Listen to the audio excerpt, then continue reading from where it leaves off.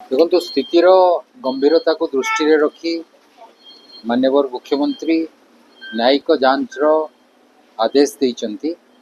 तेणु प्रशासनिक स्तर में कौन मंतव्य रखा समीचीन हेब ना घटना संक्रांत रे। अपन जानते जे माननीय मुख्यमंत्री आज निर्देश देते जे स्थितिर समीक्षा करी आगामी दिन में किभली अघटन न घटो से विषय विचार करने तार दुईटी दिग अच्छी।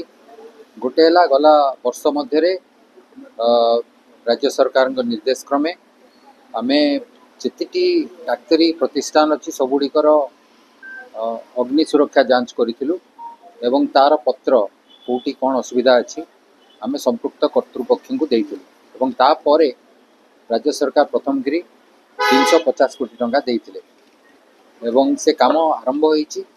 आगामी दिन मानकरे आगामी वर्ष पर पुणी 450 कोटी टंकार बंदोबस्त करा जाइछि।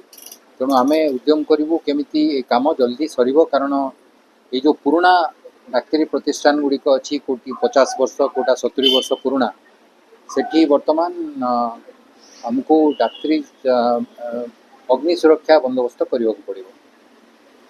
आज आमे जहाँ आलोचना कलु पीडब्ल्यूडी रो चीफ इंजीनियर आसते इलेक्ट्रिकल भी चीफ इंजीनियर आसते समस्त साथ विषय आलोचना करूँ एवं जहाँ तुरंत कार्यक्रम नवा कथा एससीबी मेडिकल कॉलेज पदक्षेप ताहा आमे सांगे सांगे नबू एवं से संक्रांत निर्दिष्ट भाव में आम जहाँ प्रस्ताव आम राज्य सरकार को जनईदेबू।